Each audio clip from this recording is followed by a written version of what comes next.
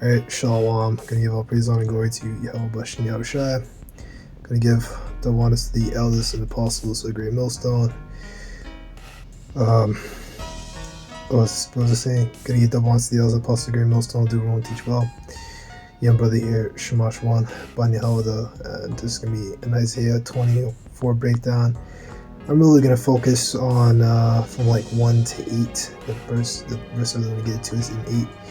And I mean, I'm not going to get into really everything else because the rest of it is pretty self-explanatory. You know, you got that.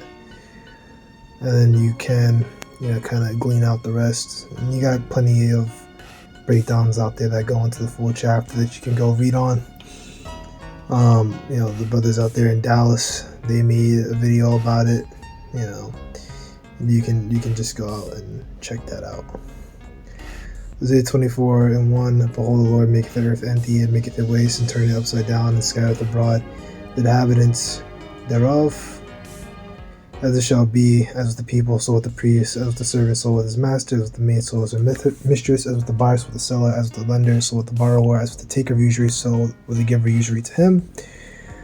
So yep, and this is all referring to America, right? Because earth is Aratazah. And it doesn't necessarily have to mean a whole earth. It can be the whole earth, but it can also mean like land and stuff, and stuff like that. It can mean like people of the land, space or distance of the country, level plane of country, land of the living, into the earth. It depends. You see here it also said lands of Canaan, so it depends. But we know that the earth, abideth forever, which I think is Ecclesiastes 4. I believe so. As it shall be with the people, right? I mentioned it already, right? So pretty much everyone, right?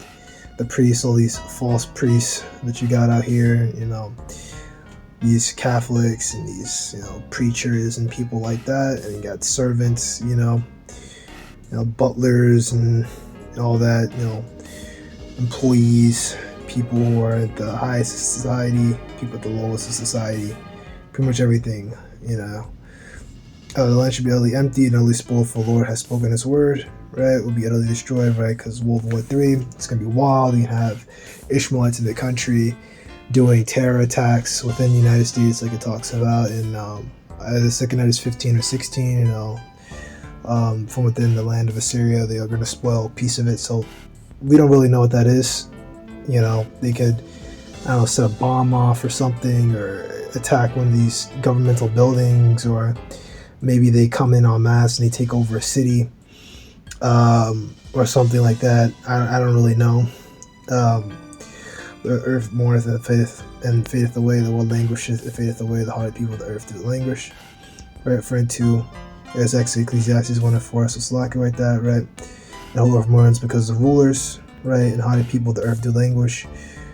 Right, and this mainly happened through the epidemic, right? And it brought down depression, and literally it's called languishing, like the mental health kind of thing that people were going through during the epidemic. It was called languishing, and us in this country, us Israelites, we have a full, complete understanding of things, and even with us, you can kind of see and feel like, man, this shit is whack, bro, like, giving my own testimony.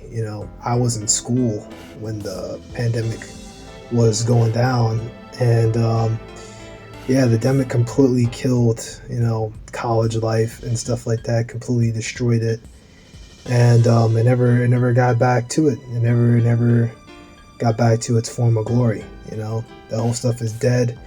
I don't really want to talk too much about that, but the whole college shit is fucking dead,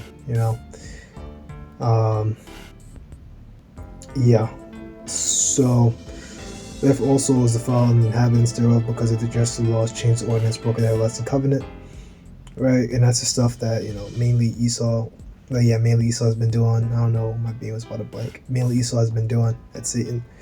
Mainly the stuff that Esau has been doing because of, they have the rulership of the whole earth.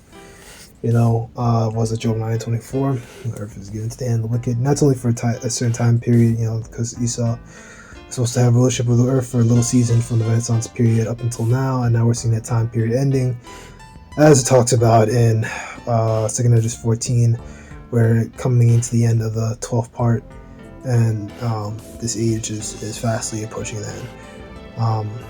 So yeah, here you go. The rulers, going back to 13 families, do not care about the laws. You don't let the land rest. You push unlawful food. So that's what I mean. They transgress the laws. They transgress, our laws. They not govern the earth according to our laws, which our laws, is that's the only way the earth is supposed to be governed. Point blank period. You're supposed to get the land. Breaks. We're supposed to have lawful food, unlawful foods, right? Those unlawful animals, they have their own place in nature and in the ecosystem that they're supposed to do and perform their own actions, and stuff that they have certain jobs. Unlawful animals have their own jobs in the ecosystem. And when you remove unlawful animals from the ecosystem and you start eating them, then, you can't throw shit out of whack. I mean, he's not going to throw shit so much out of whack that, like, the whole ecosystem is going to, like, crash and burn or something, The Lord has control over ecosystems and stuff like that, There's so many scriptures on that, about nature and stuff how the Lord has control over it. It's not like the earth is going to end, but it's just making the earth suffer. It's weakening the planet, and so on and so forth. Like the earth is waxing old and getting decayed because of the people and what they do on the earth, right? Deforestation, etc., etc. So it's no wonder these environmentalists and environmental science people and geologists are able to push out this whole thing that the earth is going to end, because people can look at it and say, oh man, the earth was so great, these like a few centuries ago, and that's how they're able to push that stuff. But now the earth is never going to end, because Ecclesiastes 1:4. Therefore, as a curse devour the earth, and they that dwell therein are desolate. Therefore, the inhabitants of the earth are burned. Few men left. Randall has a curse over his place, and the people are desolate spiritually and will be physically, meaning they're not going to have any goods, any items, or nothing. Look at that word here. Punishment: to be desolate, acknowledge offense. Oh, okay. But also can mean desolate or guilty. So yeah, you could say that too. They're gonna be held guilty. They're gonna suffer punishment during Jacob's trouble, and ultimately, the earth is gonna be burned, the land's gonna be burned with ICBMs, and few people left. Yeah, which really, over here in America, there's gonna be no one left.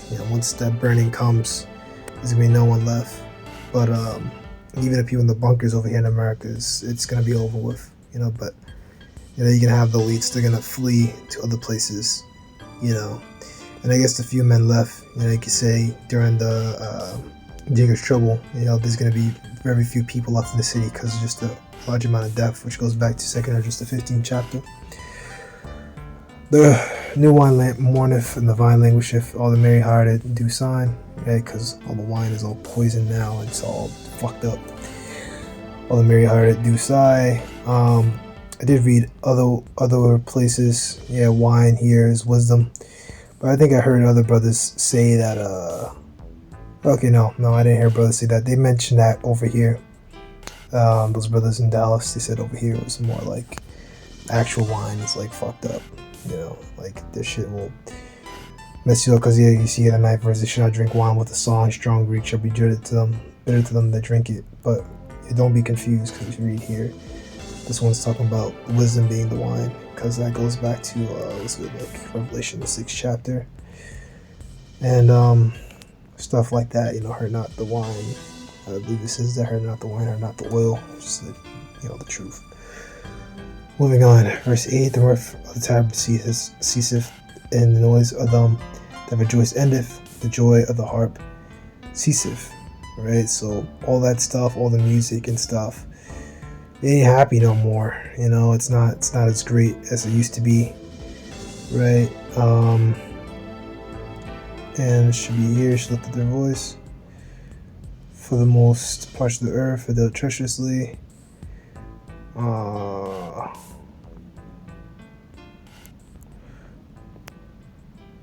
I thought there was something else that I saw.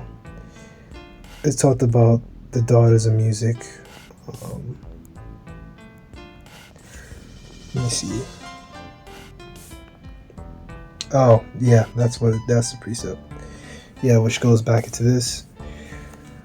Ecclesiastes 12:1, remember thou created in the days of thy youth, while the evil days come not, and the years draw nigh, when thou shalt sit, have no pleasure in them. Here's your breakdown. Well, the sun or the land, the moon or the stars be not darkened, or the clouds after the rain, right? Which, they're going to be darkened when those missiles come down, and they're pretty much going to block the sky and stuff. So many missiles. The day when the keepers of the house shall tremble, and the strong men shall bow themselves, and the grind shall cease because they're few.